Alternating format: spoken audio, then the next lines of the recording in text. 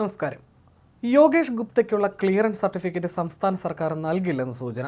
അതിനിടെ നിലവിൽ പോലീസ് മേധാവി സ്ഥാനത്തേക്കുള്ള പട്ടികയിൽ ഉൾപ്പെട്ട ഉദ്യോഗസ്ഥനെ രണ്ടാമതൊരു തസ്തികയിലേക്ക് പരിഗണിക്കാൻ ക്ലിയറൻസ് നൽകേണ്ടതില്ലെന്ന വാദം സർക്കാർ കേന്ദ്രങ്ങളും ഉയർത്തുന്നുണ്ട്. അങ്ങനെയെങ്കിൽ എന്തുകൊണ്ട് അത്തരത്തിൽ കേന്ദ്രത്തിന് മറുപടി നൽകുന്നില്ല എന്നതിന് ഉത്തരവുമില്ല.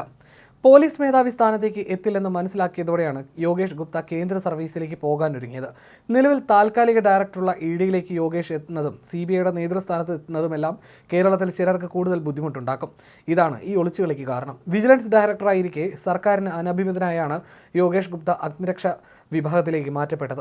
വിജിലൻസിന്റെ സ്ഥിതിവിവര റിപ്പോർട്ട് സംസ്ഥാന സർക്കാർ കൈമാറിയാൽ യോഗേഷ് ഗുപ്തയെ കേന്ദ്ര അന്വേഷണ ഏജൻസികളിലേക്കുള്ള DGPമാരുടെ എംപാനൽ പട്ടികയിൽ കേന്ദ്ര ആഭ്യന്തര മന്ത്രാലയം ഉൾപ്പെടുത്തുമെന്നാണ് സൂചന. എൻഫോഴ്സ്മെന്റ് ഡയറക്ടറേറ്റിലും CBIയിലും പ്രവർത്തിച്ചപ്പോഴുള്ള അന്വേഷണ മികവിന് യോഗേഷ് ഗുപ്തയെ തേടി രാഷ്ട്രപതിയുടെ വിശിഷ്ട സേവാ മെഡൽ പോലും എത്തിയിട്ടുണ്ട്.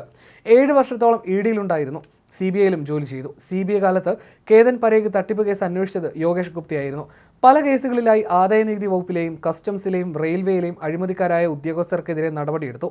ഇഡിയുടെ സ്പെഷ്യൽ ഡയറക്ടറായി സേവനമനുഷ്ഠിച്ച കാലത്ത് ഒട്ടേറെ വിവാദമായ കേസുകളുടെ അന്വേഷണം കയ്യിലെത്തി. ശാരദ, സീഷോർ, റോസ് വാലി, ബേസിൽ ഇന്റർനാഷണൽ തുടങ്ങി നിക്ഷേപ തട്ടിപ്പ് കേസുകളുടെ അന്വേഷണം നടത്തി. ഗുജറാത്തിലെ ബിൽക്കിസ് ബാനു കേസിൽ പ്രതികൾക്ക് ശിക്ഷ നേടിക്കൊടുക്കുന്നതിൽ അന്ന് CBI സൂപ്പർവൈസിംഗ് SP ആയിരുന്ന യോഗേഷിന്റെ അന്വേഷണം നിർണായകമായി. ഓഹരി കുംഭകോണം നടത്തിയ കേതൻ പരേഗിനെതിരായ കേസ് തെളിഞ്ഞതും യോഗേഷ് SP ആയിരുന്ന കാലത്താണ്. 7000 കോടിയിലേറെ രൂപയാണ് വിവിധ നിക്ഷേപ തട്ടിപ്പ് കേസുകളിൽ നിന്ന് കണ്ടുകെട്ടിയത്.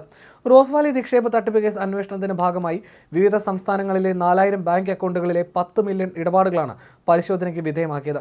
സാമ്പത്തിക തട്ടിപ്പുകൾ മാത്രമല്ല, ചിമ്പാൻസിയെയും കാണ്ടാമൃഗത്തെയും കടത്താൻ ശ്രമിച്ച കേസുകളും ഈ കാലയളവിൽ അന്വേഷിച്ചു പ്രതികളെ പിടികൂടി.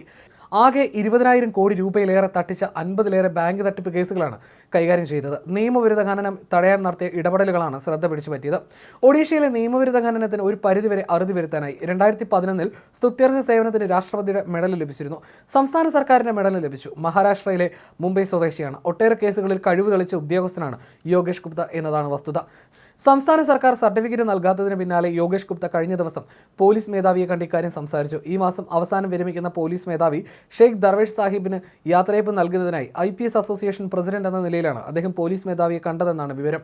എന്നാൽ ക്ലിയറൻസ് സർട്ടിഫിക്കറ്റ് താൻ സർക്കാരിന് കൈമാറിയെന്നും ഇനി ഒന്നും തനിക്ക് ചെയ്യാനാകില്ലെന്നും യോഗേഷ് ഗുപ്തയെ പോലീസ് മേധാവി അറിയിച്ചതായിട്ടാണ് സൂചന. ഈ സാഹചര്യത്തിൽ യോഗേഷ് ഗുപ്ത മുഖ്യമന്ത്രിയെയും കണ്ട് കാര്യങ്ങൾ വിശദീകരിക്കുമെന്നാണ് വിവരം. ഇതിനായി പലതവണ മുഖ്യമന്ത്രിയെ കാണാൻ ശ്രമിച്ചിരുന്നെങ്കിലും തിരക്ക് കാരണം സമയം അനുവദിച്ചിരുന്നില്ല. ഇപ്പോഴും അതിന് ശ്രമിക്കുന്നതായിട്ടാണ് സൂചന.